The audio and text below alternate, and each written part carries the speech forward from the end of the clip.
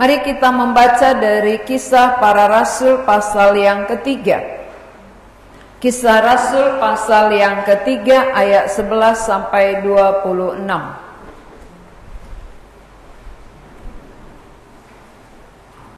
Kisah Para Rasul 3 ayat 11 sampai 26. Kita akan baca dalam bentuk responsoria. Saya ayat ganjil, kita semua ayat genap. Khotbah Petrus di Serambi Salomo. Karena orang itu tetap mengikuti Petrus dan Yohanes, maka seluruh orang banyak yang sangat keheranan itu datang mengerumuni mereka di serambi yang disebut Serambi Salomo.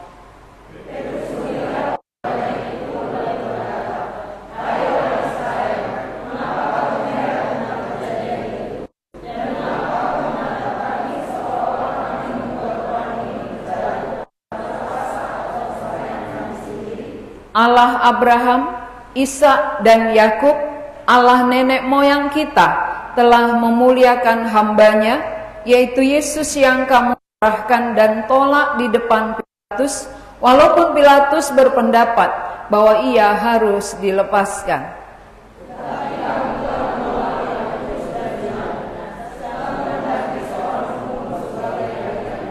Demikianlah ia, pemimpin kepada hidup telah kamu bunuh, tetapi Allah telah membangkitkan dia dari antara orang mati, dan tentang hal itu kami adalah saksi.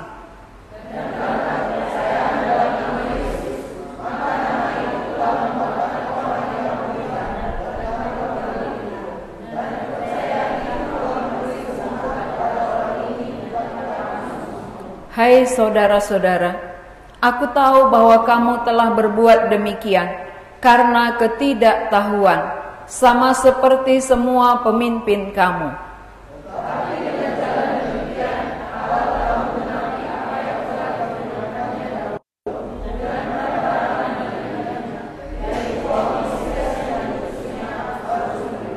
Karena itu sadarlah dan bertobatlah, supaya dosamu dihapuskan.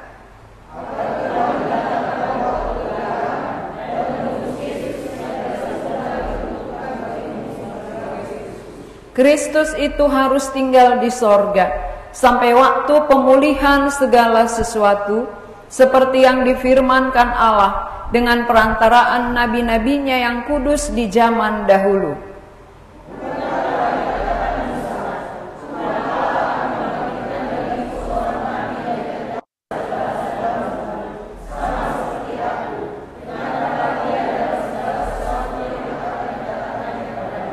Dan akan terjadi bahwa semua orang yang tidak mendengarkan nabi itu akan dibasmi dari umat kita.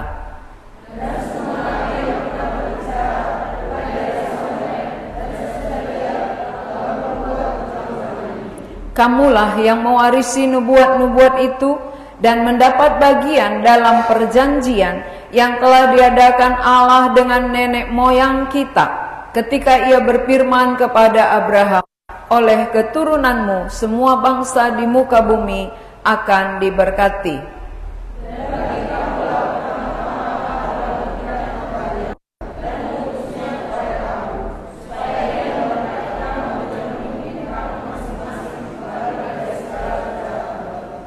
Tema khotbah kita hari ini, sadarlah dan bertobatlah. Sadarlah dan bertobatlah. Saudara, kita tahu bahwa Petrus ini dipenuhi oleh Roh Kudus. Ketika turun Roh Kudus, dia dipenuhi oleh Roh Kudus sehingga dia berani berkata-kata, dia berani menegur, dia berani bersaksi, menyampaikan Injil yang bisa menyelamatkan semua orang. Nah, waktu itu ketika dia menyembuhkan orang lumpuh, saudara, orang lumpuh yang sudah berdiri, berjalan, melompat-lompat, tidak mau pergi dari dia. Orang lumpuh ini kemana Petrus ke situ diikuti. Kemana dia pergi, ikut. Orang lumpuh yang telah sembuh. Akhirnya, karena melihat orang lumpuh yang tadi lumpuh lumpuh sejak lahir dan pekerjaannya mengemis tiap-tiap hari, maka orang banyak menjadi heran. Orang banyak melihat Petrus dan Yohanes terheran-heran. Akhirnya Petrus mulai memakai kesempatan itu. Kita perhatikan bagaimana orang banyak berkumpul mengelilingi Petrus, mengelilingi orang lumpuh, karena mereka melihat kuasa yang bekerja melalui diri Simon Petrus. Mari kita perhatikan gambar berikut. Inilah orang lumpuh yang telah disembuhkan, dan inilah Petrus. Sehingga kemana Petrus, dia ikut. Kemana Petrus jalan, orang lumpuh itu mengikuti. Saudara-saudara, adakah di antara kita yang telah ditolong Tuhan, kemana hamba Tuhan dia ikut? PI, dia ikut PI gitu ya. Kemana saja hamba Tuhannya dia ikut. Kenapa? Sukacita sekali. Saya senang dilepaskan dari dosa saya. Mana saja ada pelayanan, saya siap. Saya nggak pernah diikut-ikut siapapun ya. Walaupun dia sudah disembuhkan dari penyakit dosanya. Tapi Petrus ini diikuti oleh orang lumpuh karena senangnya, karena sukacitanya. Yang tadinya nggak bisa berjalan, sekarang bisa melompat-lompat. Maka kesembuhan itu dipakai bagi kemuliaan Tuhan. Kesembuhan dari dosa dipakai untuk apa? Kita sudah disembuhkan dari dosa kita, bukan kita pakai bagi kemuliaan Tuhan. Jadi untuk apa? Buat apa kita disembuhkan? Orang lumpuh disembuhkan bagi kemuliaan Tuhan, maka Petrus diikuti olehnya. Ketika dia lihat ini menjadi saksi, saudara, saksi kuasa bahwa Allah punya kuasa, Allah memakai Petrus. Tetapi orang banyak yang mengikuti, yang melihat itu merasa heran, ya. Mereka terheran-heran. Semua orang banyak ini melihat Petrusnya dan melihat Yohanesnya. Kenapa mereka melihat Petrus dan Yohanes? Karena mereka merasa bahwa Petrus ini yang berkuasa, bukan Tuhan. Petrus yang berkuasa. Jadi ketika mereka merasa bahwa hamba Tuhan yang punya kuasa, inilah kesempatan Petrus untuk mengabarkan Injil. Disitulah dia mulai berkhotbah. Jadi semua yang terjadi bisa dipakai untuk berkhotbah. Kalau di situ hati, sarana-sarana yang ada bisa dipakai untuk menyampaikan Injil. Ketika orang banyak berkerumun menyaksikan perbuatan Tuhan, maka Petrus mulai berkhotbah dari ayat 12. Mari kita baca apa isi khotbahnya. 2-3 ya. Petrus melihat orang banyak itu lalu berkata, "Hai orang Israel, mengapa kamu heran tentang kejadian itu? Dan mengapa kamu menatap kami seolah-olah kami membuat orang itu berjalan karena kuasa atau kesalehan kami sendiri?" Ini menjadi pertanyaan. Mengapa kamu melihat kami seolah-olah kuasa itu ada pada kami, seolah-olah kami yang menyembuhkan orang lumpuh ini? Tidak. Jadi orang yang dipenuhi Roh Kudus, arah khotbahnya pasti kepada Yesus, bukan kepada diri sendiri.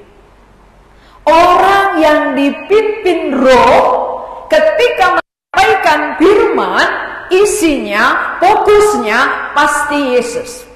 Yesus ditinggikan, Yesus dimuliakan, Yesus yang diperkenalkan, bukan hamba Tuhannya. Ingat ya, kalau saya memperkenalkan diri saya, lalu saya mau supaya saya yang dimuliakan, saya yang dipuji-puji, berarti saya bukan dipenuhi Roh. Orang yang dipenuhi Roh itu isi khotbahnya tentang Kristus, isi khotbahnya tentang kematian Yesus. Karena itu yang perlu ditinggikan, Yesus yang perlu dimuliakan, bukan yang menyampaikan. Mengapa Petrus berkhotbah demikian? Karena Petrus dan Yohanes tidak ada apa-apanya kalau tidak ada Yesus yang mengerjakan. Kami juga hamba Tuhan sama. Kami hanya alat Kami tidak punya kuasa kalau bukan Tuhan di dalamnya. Jadi kalau Tuhan di dalamnya, siapa yang perlu dimuliakan? Tuhannya. Jadi kita pun sebagai jemaat, jangan memandang hamba Tuhannya. Jangan memuliakan hamba Tuhannya. Pandanglah Yesus, muliakanlah Yesus, tinggikanlah Yesus, supaya kamu dibuat mengerti. Mengapa kita sulit mengerti firman? Karena salah fokus, salah arah. Arahnya orangnya, bukan Tuhannya. Tuhan tidak berkenan. Maka kita mendengar firman, fokusnya siapa? Tuhan yang sedang berbicara. Sering kita lihat orangnya yang berbicara, maka nggak masuk. Tapi kalau melihat Tuhan sedang berbicara melalui mulut hambanya, berarti aku tunduk kepada firman-Nya. Firman yang disampaikan adalah firman Allah, perkataan Allah, janji Allah, kebenaran Allah. Sehingga apa yang disampaikan itu ketika ku terima akan jadi di dalam diriku. Kita masih ada melihat orangnya ya, melihat orang-orang yang menyampaikannya, benar ya? Masih ada. Kenapa? Kenapa melihat orang-orangnya? Karena kita tidak melihat siapa yang memakai mulutnya, siapa yang memakai dirinya, siapa yang berbicara saat itu. Kalau kita yakin Allah yang sedang berkata-kata memakai mulut hambanya, pasti kita dengarkan. Kalau memang dia sudah hamba Tuhan yang benar ya. Kecuali kalau hamba Tuhan palsu, nggak usah dengar gitu. Tapi kalau hamba Tuhan yang benar, pasti kebenaran yang dia sampaikan, isi hati Tuhan yang keluar dari mulutnya. Bukan isi hatinya, bukan isi pikirannya, tetapi isi hati Tuhan. Apa isi hati Tuhan yang disampaikan Petrus? Ayat 13, kita baca 2-3 ya. Allah Abraham, Ishak dan Yakub, Allah nenek moyang kita, telah memuliakan hambanya, yaitu Yesus yang kamu serahkan dan bawa di depan Pilatus. Walaupun Pilatus berpendapat bahwa ia harus dilepaskan, dia menghafal semua. Orang yang dipenuhi oleh Roh Kudus hafal firman Tuhan, apa yang dinubuatkan, yang disampaikan kepada Abraham, Ishak, Yakub. Allah Abraham, Allah Ishak, Allah Yakub. Mengapa Petrus tahu semua ini? Padahal Petrus dipanggil sesudah Yesus ada. Abraham jauh sebelum lahir Yesus sudah ada. Abraham itu dipanggil menjadi satu bangsa. Melalui Abraham lahirlah Ishak, melalui Ishak lahirlah Yakub, melalui Yakub lahirlah 12 suku. Itulah menjadi bangsa Israel. Tetapi Petrus, mengapa ingat semuanya? Karena dipenuhi Roh Allah. Maka orang yang dipenuhi oleh Roh Allah, dipimpin oleh Roh Allah, isi pikirannya firman Allah. Orang yang dipenuhi oleh dosa, isi pikirannya adalah dosa. Maka apa isi pikiran kita itu yang keluar? Petrus di dalam pikirannya adalah perkataan Tuhan, sehingga itu bisa dikutipnya waktu dia khotbah kepada orang banyak yang terheran-heran melihat orang lumpuh itu. Dia khotbahnya apa? Tentang Yesus yang sudah dinubuatkan melalui Abraham, Ishak dan Yakub. Dan yang dikatakan di sini yaitu Yesus yang bagaimana? Perhatikan apa yang disampaikan Petrus tentang Yesus di sini. Yesus yang kamu serahkan dan tolak di depan Pilatus, dari Abraham kepada penyalipan dia kaitkan. Ini artinya orang yang pikirannya penuhi firman, sehingga dari perjanjian lama kepada perjanjian baru bisa disatukan.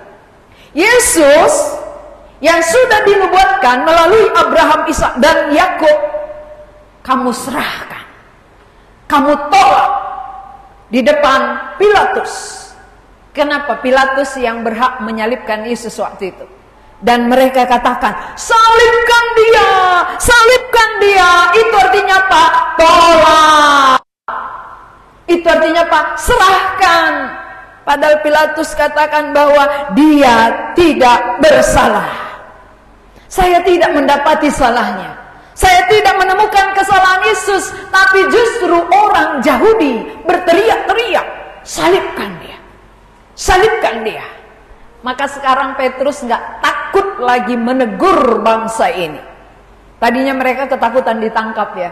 Petrus takut ditangkap orang Yahudi sehingga waktu Yesus di kuburan dia mengunci pintu, dia bersembunyi di rumah. Tapi sekarang di depan matanya dia khotbah, dia tegur mereka. Ya, yang kamu tolak itu, yang kamu serahkan itu, gitu. Kenapa dia nggak takut lagi ditangkap? Karena sudah dipenuhi oleh Roh Allah. Nah, kemudian kita akan perhatikan ayat 14 ya. Tetapi kamu telah menolak yang kudus dan benar, serta menghendaki seorang pembunuh sebagai hadiahmu. Ada waktu itu seorang pembunuh, seorang penjahat kelas kakap yang pantas dihukum salib, namanya siapa? Barabas ya. Itu mau dilepaskan. Yesus disalibkan. Padahal ini penjahat, ini benar. Tetapi orang Yahudi katakan, lepaskan penjahat itu bagi kami, salibkan Yesus yang tidak bersalah ini. Pilatus sendiri tidak menemukan kesalahannya, tetapi mereka tolak. Mereka lebih memilih orang-orang penjahat, orang pembunuh, mereka pilih. Dan Yesus mereka salibkan. Nah, saudara-saudara, kita perhatikan bagaimana reaksi sesudah khotbah. Orang banyak disuruh sadar dan bertobat. Waktu Petrus menyampaikan khotbahnya ini, maka mereka semua terheran-heran, tercengang-cengang, karena seorang nelayan berani berkhotbah berapi-api, mulai mengutip dari perjanjian lama, mengkaitkan dengan perjanjian baru, begitu rinci, akhirnya mereka tercengang-cengang. Mereka mulai disadarkan.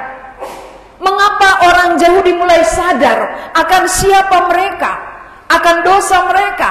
Karena ada Roh Kudus yang tidak terbatas bekerja di dalam diri mereka. Bukan di dalam kekuatan Petrus membuat orang itu sadar, tetapi ada kekuatan Roh. Roh Allah punya kuasa untuk membuat seseorang sadar siapa dirinya, menyesal apa yang telah dia perbuat. Maka Petrus masih melanjutkan khotbahnya dari ayat 16. Mari kita teruskan ayat 16. Ayat 15 juga ya, belum ya, kita baca bersama mulai dari ayat 15. 2, 3 ya. Demikianlah ia, pemimpin kepada hidup, telah kamu bunuh. Tetapi Allah telah membangkitkan dia dari antara orang mati, dan tentang hal itu kami adalah saksi. Sekarang semakin khotbahnya semakin jelas. Ya, Petrus katakan, demikianlah Yesus, pemimpin kepada hidup, telah kamu bunuh. Enggak tanggung-tanggung ya. Telah kamu bunuh. Bukan dibilangnya telah dibunuh oleh manusia, bukan. Telah kamu bunuh. Ini tajam seperti silet. Kalau firman ini tajam kepada kita, telah aku bunuh, pasti kita bertobat. Tapi sering kali firman ini nggak tajam, membal. Kalau ada kesadaran dalam diri kita, berarti dosaku, kejahatanku, penolakanku terhadap dia membuat aku membunuh dia. Ini Petrus katakan, yang membuat kamu telah membunuh dia, tetapi Allah telah membangkitkan dia dari antara orang mati, dan tentang hal itu kami adalah saksi. Artinya, walaupun kamu telah bunuh, tetapi yang kamu bunuh ini karena dia adalah kebenaran, maka dia bangkit. Yang kamu matikan sekarang hidup, yang kamu bunuh sekarang bangkit. Jadi kebangkitan ini benar-benar terjadi karena ada saksi. Siapa saksinya di sini? Dan tentang hal itu kami adalah saksi. Siapa yang mengatakan kami? Petrus dan rasul-rasul yang lain. Mereka saksi mata melihat apa yang terjadi di dalam kehidupan Yesus selama dia di bumi, sampai dia mati, sampai dikubur, dan sampai dia dibangkitkan naik ke sorga. Mereka saksi mata. Maka dikatakan rasul. Rasul itu saksi mata ya. Arti rasul adalah saksi mata. Saksi yang menyaksikan, saksi yang melihat, saksi yang mau bersama-sama dengan Yesus. Berarti kalau saksi itu dapat dipercaya karena memang dia sudah bersama Yesus, maka apa yang dilihatnya itu yang dia saksikan. Kalau saksi yang bersaksi lalu kita ragu, siapa lagi yang kita percaya? Kalau saksi mata menyaksikan tentang Yesus tapi kita ragu, siapa yang kita percaya? Tentu tidak ada. Karena saksi mata lah yang melihatnya, melihat nyata apa yang dikerjakan Yesus, apa yang terjadi atas hidupnya, semua terlihat sampai dia kembali naik ke sorga, sampai mereka dipenuhi Roh Kudus. Jadi proses ini semuanya disaksikan oleh para rasul. Khususnya Petrus di sini yang bersaksi. Kami adalah saksi. Jadi kalau mereka sendiri yang berkata kami saksi, perlu kita ragukan. Saksi yang menyaksikan. Saudara pernah mendengar kabar-kabar ya, yang bersaksi ini belum tentu benar, tapi saudara langsung percaya. Masih hoak. Tapi saudara sudah sebarkan lagi. Kenapa saksi benar nggak disebar? Ya, saksi yang palsu cepat kita sebarkan. Belum tentu pas, belum tentu benar, ya. Tetapi kita langsung sebarkan di WA kita. Padahal itu entah berapa puluh tahun yang lalu kejadiannya. Diulang lagi sekarang. Ini saksi mata yang melihat. Dan ini sudah terjadi. Dan sudah kita alami. Seperti yang dialami oleh Rasul. Kita walaupun gak melihat Yesus waktu di bumi, tapi kita bisa mengalami. Orang yang mengalami yang menyaksikan. Lalu mengapa orang yang belum mengalami gak percaya? Lihatlah yang sudah mengalami. Mana kehidupan orang yang sudah mengalaminya? Tentu berbeda. Beda pola pikirnya, beda harapannya, beda tujuannya, beda yang dia kerjakan. Walaupun tidak semua ya, tetapi ada yang jelas sekali di depan mata kita, perbedaan, perubahan, mengapa kita tidak yakin akan apa yang Petrus saksikan. Jadi sesudah Petrus berkhotbah, maka diakhirinya ayat 16, kita baca lagi. Mari kita baca ayat 16, 2, 3, ya. Dan karena kepercayaan dalam nama Yesus, maka nama itu telah menguatkan orang yang kamu lihat dan kamu kenal ini. Dan kepercayaan itu telah memberi kesembuhan kepada orang ini di depan kamu semua. Berarti mujizat yang terjadi kepada orang lumpuh itu oleh karena nama Yesus yang kamu bunuh itu. Ini berkaitan dia ya. Sekarang dia berdiri di atas kakinya sendiri, dia bisa melompat karena nama Yesus yang kamu salibkan itu, yang kamu bunuh. Oleh karena nama itulah dia sekarang ada di depan kamu dan dia bisa berjalan. Fakta ya, fakta. Tadinya dari lahir dia lumpuh. Lalu tiap-tiap dia minta sedekah, ngemis. Ini fakta. Sekarang lompat-lompat, berdiri, sukacita, fakta di depan mata mereka. Mereka menjadi saksi akan kuasa Yesus itu, yang telah mereka tolak, yang telah mereka bunuh, yang telah mereka serahkan kepada Pilatus untuk disalibkan. Tetapi sekarang lihat, inilah kuasa yang kamu salibkan itu. Orang ini berdiri. Khotbahnya jelas ya, mendarat. Khotbah saya sudah mendarat. Gini dia, nggak mendarat, di awang-awang dia, ya kan? Khotbah terus gini dia. Kalau ini sudah mendarat, dari mana kita tahu khotbahnya mendarat? Ada hasil. Kita lanjut ya. Kita baca ayat berikut, ayat 17. 2, 3 ya. Hai saudara-saudara, aku tahu bahwa kamu telah berbuat demikian karena ketidaktahuan, sama seperti semua pemimpin kamu. Sudah tajam seperti silet, sekarang diobatinya, ya, diobatinya. Kamu berbuat itu, hai saudara, aku tahu bahwa kamu berbuat demikian karena ketidaktahuan kamu. Ini obat. Tadi ditusuk dalam, sekarang diobati. Karena kamu tidak tahu, maka kamu bunuh, maka kamu tolak dia. Jadi saudara pun belum bertobat karena ketidaktahuan saudaranya. Ya. Saudara berbuat dosa karena ketidaktahuan saudara bahwa akibat dosa itu maut. Ya. Karena ketidaktahuan kita, apa yang kita lakukan ini akan membawa kita kepada kebinasaan kekal. Maka kita lambat bertobat. Kalau kita tahu pasti bersegera. Gak mungkin kita lambat-lambat.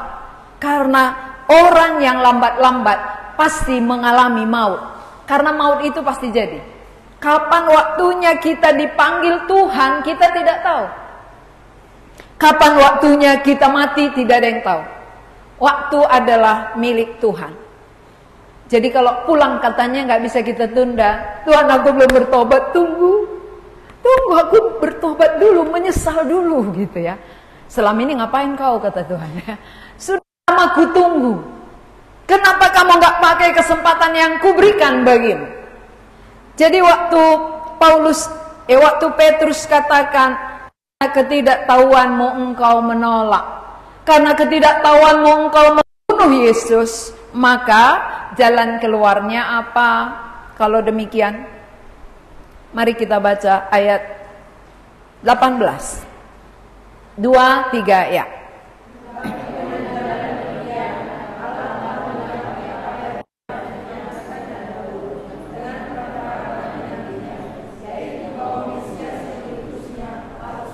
Ya, berarti walaupun dengan ketidaktahuanmu kamu tolak, kamu serahkan, Yesus disalibkan, namun Allah menjadikan ini untuk menggenapi nubuat para nabi.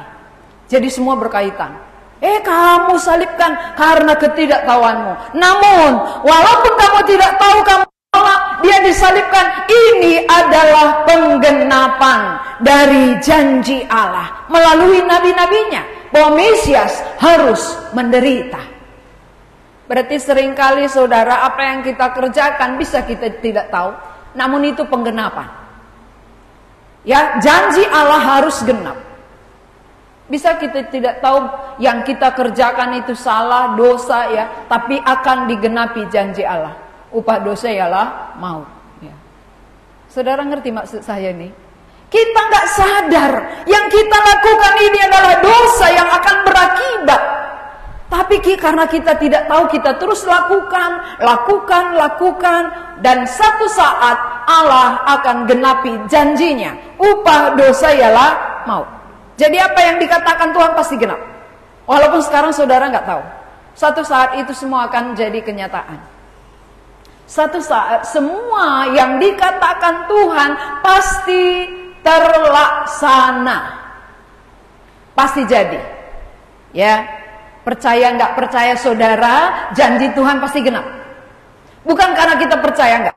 Ketika kita percaya upah dosa maut, pasti terjadi. Upah dosa itu pasti maut. Nggak ada jalan lain. Kalau bukan hidup kekal, pasti maut. Ayat berikutnya, Nah, ini baru ajakan untuk bertobat ya. Sesudah disampaikan semua khotbahnya, baru tantangan terakhir. Karena itu, mari kita baca ayat 19, 2, 3 ya.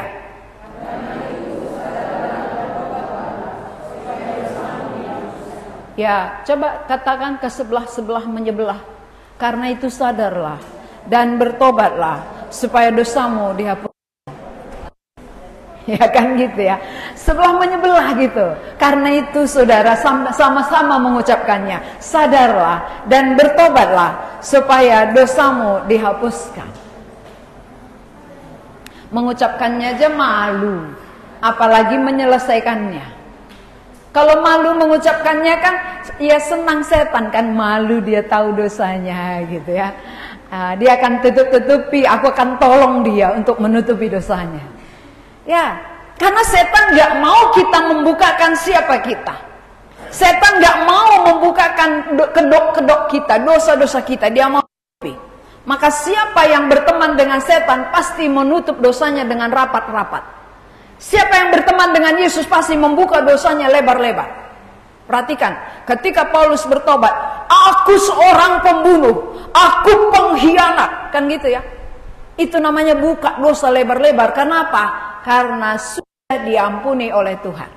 Orang yang belum diampuni dia akan simpan rapat-rapat. Dia akan tutup-tutupi, jangan ada yang tahu. Setan senyum dia, ya kita teman ya, kita sahabat, nggak usah orang lain tahu dosamu, kita aja gitu ya, kita aja sampai nanti kita ke sana loh sama-sama, iya, ke tempat yang sudah ada, yang disediakan oleh Tuhan. Upah dosa ialah maut, sudah ada itu, ya. Jadi kita harus menyadari bahwa apa yang kita putuskan sekarang itulah pilihan. Apa yang kita putuskan selama hidup ini, itulah pilihan kita. Allah inginkan semua kita diselamatkan, tapi kalau kita nggak pilih dia, berarti kita pilih iblis. Hanya dua pilihan, Tuhan atau hantu. Kalau bukan Tuhan berarti hantu. Ya, coba ucapkan aja Tuhan, Tuhan, Tuhan, Tuhan, Tuhan. Ya, ini hantu kan? Karena nggak mau milih Tuhan jadi hantu. Tapi orang yang pilih Tuhan, Tuhan cukup. Tapi kalau bertimbang-timbang Tuhan, Tuhan, Tuhan, tuh ya lama-lama hantu. Hantulah pilihannya, dibawanya lah ke api neraka. Jadi hati-hati saudara. Pilihan terserah pada Anda. Nggak ada pernah dipaksa Tuhan. Tuhan kita itu Tuhan yang berkemurahan, bukan Tuhan yang debt collector. Ya, dia bukan seperti debt collector, harus enggak gitu. Tetapi Tuhan yang memanggil dengan lembut. Tuhan yang sabar. Tuhan yang mengetuk pintu. Kenapa Tuhan gambarkan mengetuk pintu? Artinya kuncinya dari dalam. Kesediaan kita. Mau enggak menerima dia? Mau enggak bertobat? Ya, kalau enggak, Tuhan enggak pernah paksa dongkrak pintu hati kita, enggak. Dia lembut. Dia lembut dan dia memanggil. Arti memanggil kita yang datang. Dia sudah korbankan dirinya, lalu dia sampaikan melalui rasul-rasulnya, melalui hamba-hambanya. Sekarang pilihan terserah pada kita, maukah merespon dia atau tidak. Maka bagaimana respon orang Yahudi ini? Karena itu sadarlah dan bertobatlah supaya dosamu dihapuskan, agar Tuhan mendatangkan waktu kelegaan dan mengutus Yesus yang dari semula diuntukkan bagimu sebagai Kristus.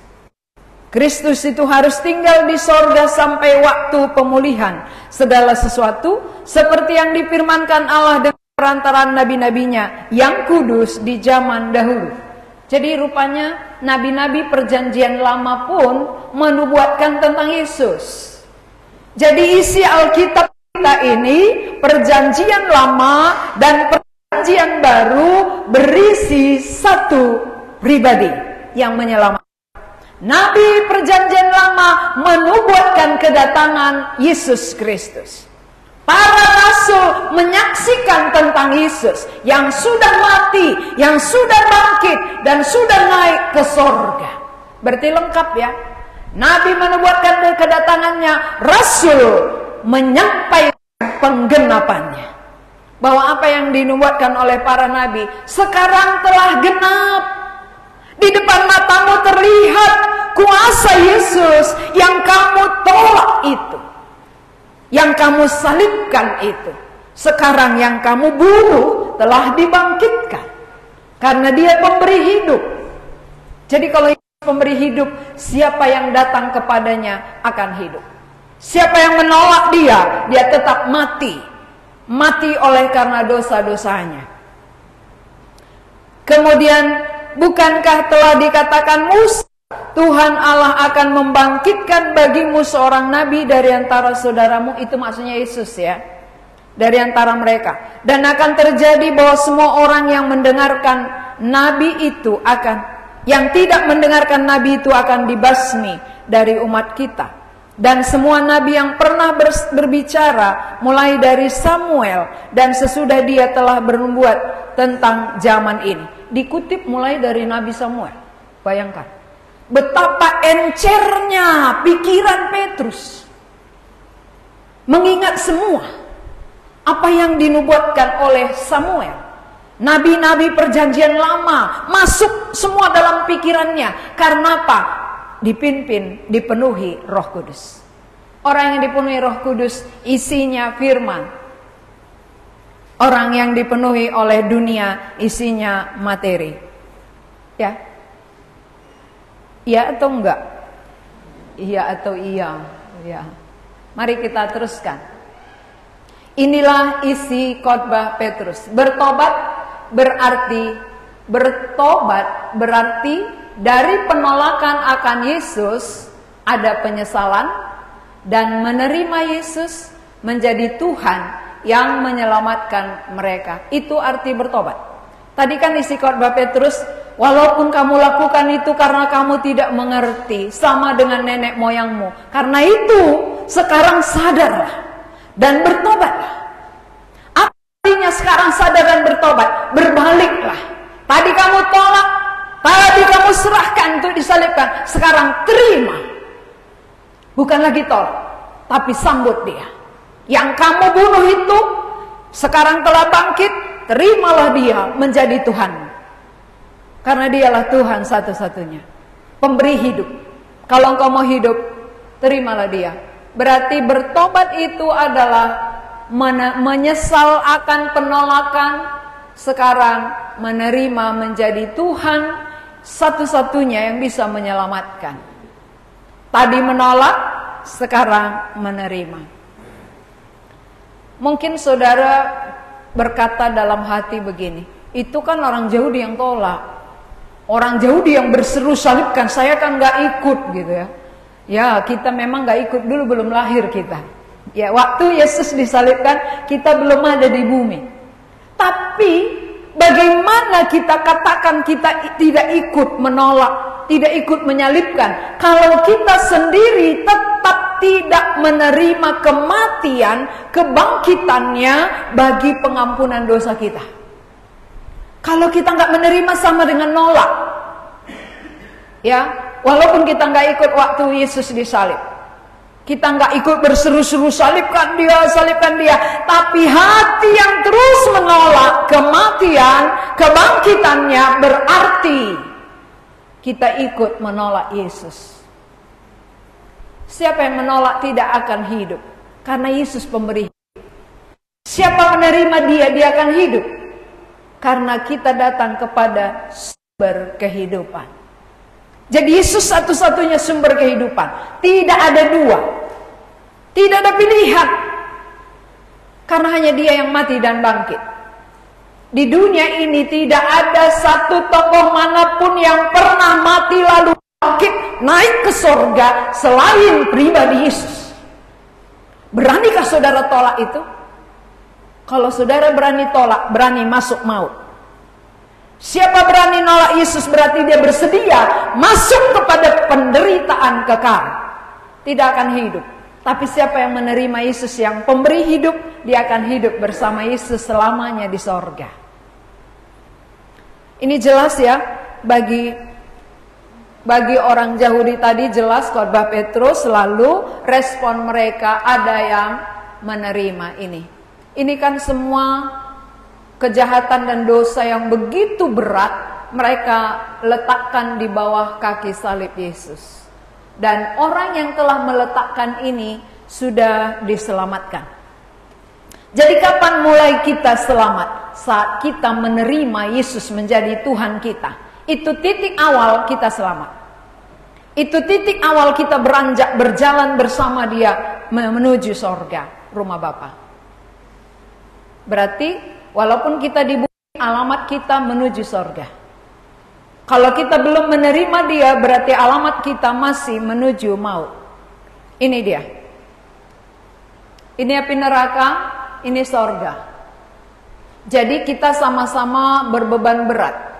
Sama-sama kita pikul dosa di bumi ini. Sama-sama kita membawa kejahatan-kejahatan kita tiap-tiap hari. Tapi kemana kita bawa? Kalau kita bawa kepada Yesus, Yesus akan ampuni. Yesus akan selesaikan sehingga kita ringan, kita lega, dan itulah titik awal kita berjalan dengan Dia menuju surga yang kekal. Tetapi bagi yang tidak menyerahkan kepada Yesus, dia akan berjalan terus menuju api yang kekal ini. Bayangkan, sudah berat di bumi, lalu akhirnya api lagi menanti. 2 kali malang ya. Di bumi malang, mati malang. Karena 2 kali berat. Selama di bumi kita berlelah-lelah dengan dosa kita. Kita capek dengan dosa kita. Lalu kita tidak datang kepada Yesus. Maka kematian akan menanti kita. 2 kali celaka namanya. Jadi sadarlah dan bertobatlah. Ini waktu kelegaan itu. Ini waktu Tuhan menantikan kita. Bagaimana kita yang selama ini menolak Dia, kita bisa berbalik untuk menerima. Menerima Tuhan Yesus yang sudah mati untuk dosa kita, yang sudah bangkit untuk menghidupkan kita, supaya kelak kita juga dibangkitkan bersama Dia. Dan kita akan ikut di sorga rumah Bapa. Saudara yakin ada di sorga? Rumahku ada di dalam sorga mulia. Rumahku ada di dalam sorga mulia. Rumahku ada di dalam sorga mulia. Pilihlah sekarang ya. Jangan nanti kita nyanyikan tapi kita belum ikut. Rumah itu sudah ada. Tapi sekarang tiketnya untuk masuk ke rumah itu adalah melalui Kristus. Itulah pintunya. Siapa menerima Kristus, dia akan ikut ke rumah Bapa di surga. Siapa yang menolak seperti orang Yahudi tadi awalnya, dia akan menuju. Tapi syukur orang Yahudi akhirnya percaya ya. Mari kita lanjutkan.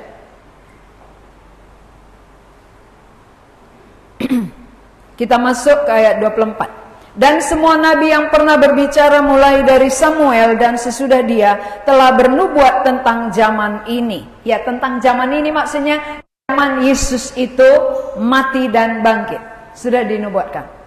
Kamulah yang mewarisi nubuat itu dan mendapat bagian dalam perjanjian yang telah diadakan Allah dengan nenek moyang kita. Ketika Ia berfirman kepada Abraham, oleh keturunanmu semua bangsa di muka bumi akan diberkati. Jadi dikutip lagi ya, bahwa Allah pernah berjanji kepada Abraham, melalui keturunanmu semua bangsa di muka bumi akan diberkati. Kamulah keturunan Abraham tadi. Kamulah pertama mewarisi nubuat itu. Jadi kita pun sekarang yang percaya kepada Yesus, kita mewarisi nubuat yang disampaikan kepada Abraham. Maka kita pun menjadi anak-anak Abraham. Jadi lagunya itu enggak cocok bagi orang yang belum menerima Yesus.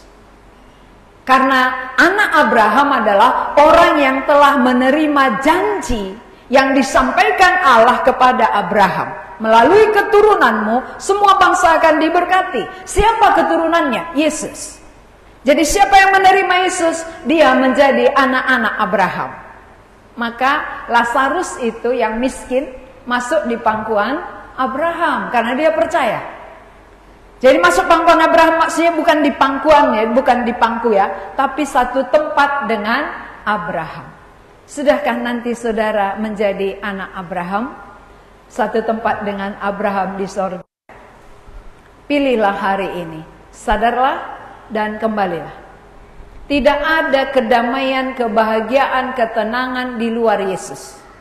Hanya di dalam Yesus kita bisa tenang menjalani kehidupan ini walaupun banyak pergumulan, soal, masalah.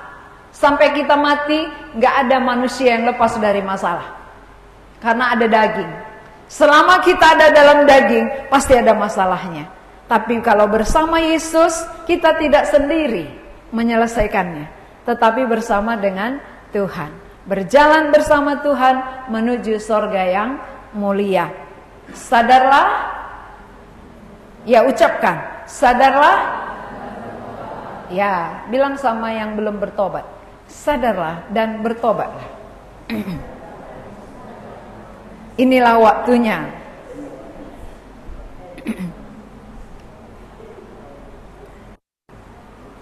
Ayat terakhir saya akan bacakan. Dan bagi kamulah pertama-tama Allah membangkitkan hambanya dan mengutusnya kepadamu supaya ia memberkati kamu dengan memimpin kamu masing-masing kembali dari segala kejahatanmu. Ya, jadi karena mereka pertama mendengar tentang khotbah Petrus akan kebangkitan itu, inilah pertama-tama janji kebangkitan itu sampai. Ketika mereka terima, berarti bagi mereka jadi janji itu. Bagi kita juga hari ini akan jadi kalau kita menerima Kristus menjadi Tuhan dan Juru Selamat yang mengampuni kita dan yang melepaskan kita dari segala kejahatan kita. Mari kita berdoa. Tuhan, kami mengucap syukur atas firman-Mu, bagaimana Engkau memenuhi Petrus dengan roh yang tidak terbatas. Sehingga walaupun dia seorang nelayan biasa, tetapi dia bisa mengingat semua firman-Mu, janji-janji-Mu yang Kau sampaikan kepada Abraham dan telah digenapi ketika masa mereka. Karena merekalah saksi mata yang menyaksikan penggenapan janji itu. Karena Yesuslah penggenapannya. Dan Yesus telah mati seperti yang dijanjikan para nabi. Yesus telah dibangkitkan naik ke sorga. Dan mereka melihat semua itu.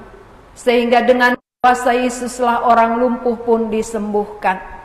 Dan orang-orang Yahudi yang menyaksikan itu boleh percaya dan menerima Tuhan. Yang tadinya mereka tolak, mereka salibkan.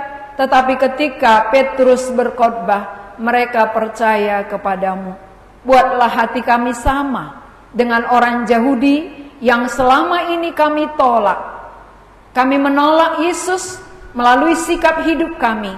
Ketika kami terus hidup di dalam dosa kami, tidak datang kepada itu berarti kami juga menolak. Tetapi melalui firman-Mu, Engkau berkuasa menyadarkan kami, supaya kami kembali kepada Tuhan, mau menyelesaikan dosa di hadapan-Mu. Karena untuk itulah Engkau disalibkan, supaya kami mendapat hidup, karena Engkau telah dibangkitkan.